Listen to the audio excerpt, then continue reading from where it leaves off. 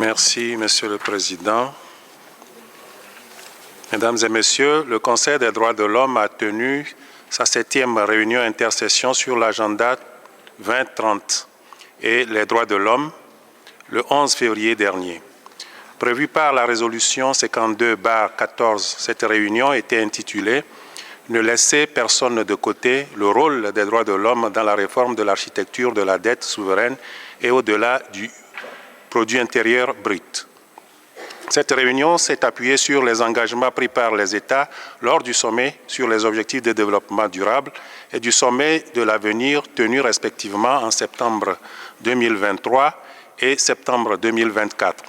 S'appuyant sur les résultats du sommet, la réunion intersession comprenait une séance d'ouverture de haut niveau et deux séances de fond avec des panels thématiques axés sur les actions 50 et 53 du pacte pour l'avenir. La première séance a porté sur la réforme de l'architecture mondiale de la dette afin d'accélérer les progrès en matière de droits de l'homme et les objectifs de développement durable. La seconde était consacrée à l'élaboration des mesures de progrès en matière de développement durable qui complètent le produit intérieur brut. La réunion a rassemblé les experts de renommée internationale, des décideurs politiques, des hauts fonctionnaires des Nations Unies et des États membres, ainsi que les représentants de la société civile. Ils ont fourni une analyse globale et mis en évidence de nombreuses mesures à prendre au niveau national, régional et mondial. I continue now in English. With respect to reforming the global debt architecture, to accelerate progress on human rights and the sustainable development goals, it was recognized that the international debt architecture is outdated and ineffective with many gaps and deficiencies from the stage of debt creation and debt management to the stage of debt crisis resolution and restructuring. Growing sovereign debt and debt servicing obligations are negatively affecting the ability of many low and middle income countries to invest in health and education and fulfill other human rights obligations. Meeting unsustainable debt repayment constitutes a serious obstacle to addressing climate change and realizing the Sustainable Development Goals. The following recommendations were made. Resolving the debt crisis requires a fundamental overhaul of the global debt architecture. Developing countries require access to affordable, non-debt creating and high-quality concessional finance, including grants for the realization of the Sustainable Development Goals and the promotion and protection of human rights. Reform of the global debt architecture must address long-standing structural inequity and the current debt crisis and introduce measures to prevent the future crisis. Reform of the global debt architecture, including its ongoing review, must preserve the ability of states to meet their human rights obligations and must include robust safeguards to protect social spending and climate resilience, even during times of economic distress and debt restructuring. Reinforcing multilateral efforts on international cooperation should lead to increased official development assistance, swift relocation of special drawing rights, and combating illicit financial flows, which represent a massive outflow of capital from developing countries. Innovative instruments with flexible debt servicing arrangements can better help climate-vulnerable countries recover from catastrophic events, deliver on human rights, and support long-term resilience building. Reforms of the international financial institution and the multilateral development banks should ensure that developing countries have a greater voice in the decision-making structures. Efforts should also be pursued to encourage the IMF and the World Bank to integrate international human rights obligations in their policy advice and programs to refrain from austerity, encourage investment in health, education, and other rights, and reduce inequalities. Public debt management frameworks must be transparent and enable access to information, public participation, and accountability in decisions about public finances. Debt sustainability analysis should incorporate human rights impact assessments and support states' compliance with their obligation under international human rights law. States should strengthen national laws and regulation to reflect the human rights responsibilities of the private sector, including private creditor and credit rating agencies, based on the guiding principle of business and human rights.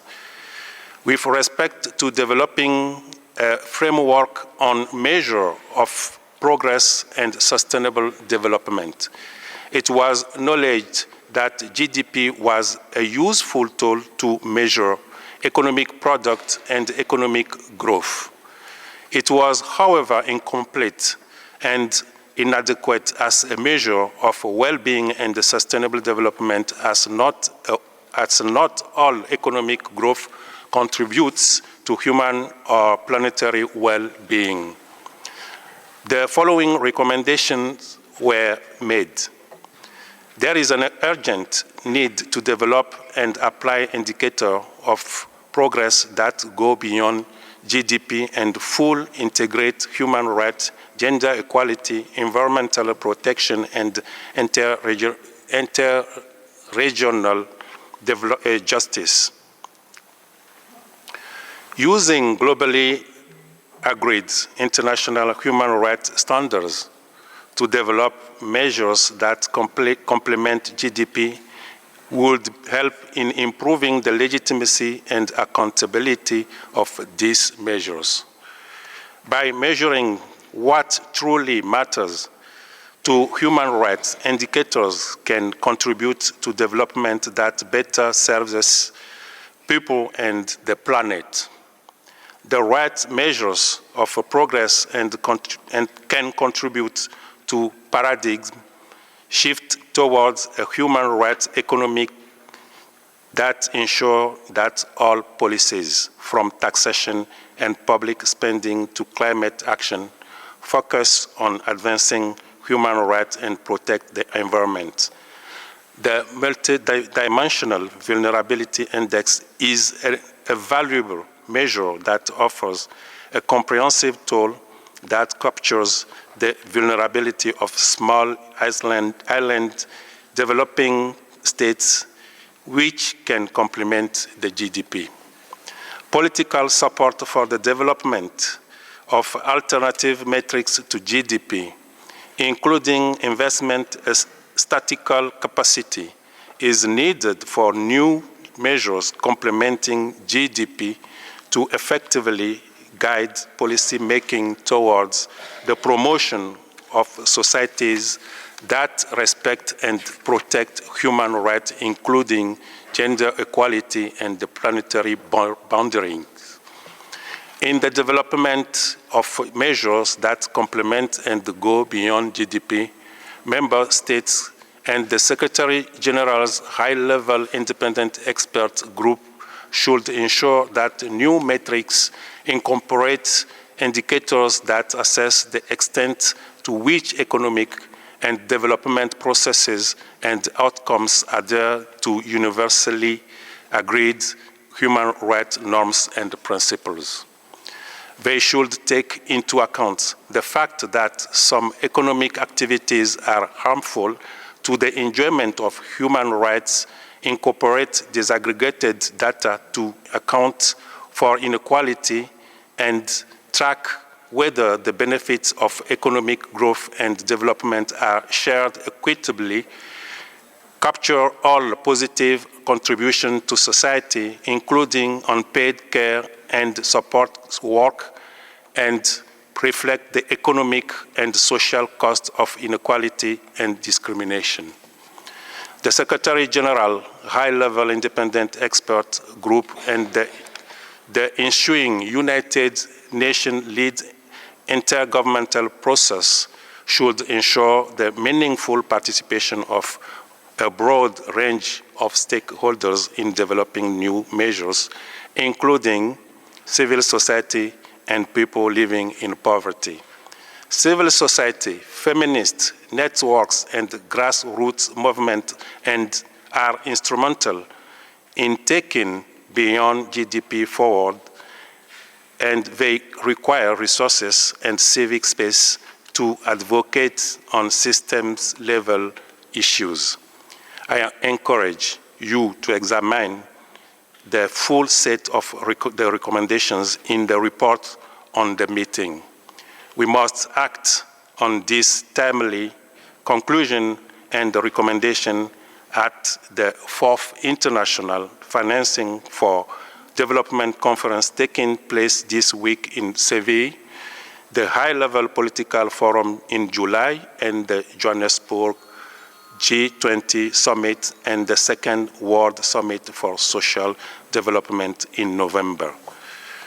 Avant de terminer, je voudrais à nouveau remercier le président du Conseil pour m'avoir confié la responsabilité de présider la 7e réunion intersession sur l'agenda 2030 et les droits de l'homme. Je remercie également le secrétariat pour son accompagnement très apprécié qui nous permet aujourd'hui de présenter ce rapport.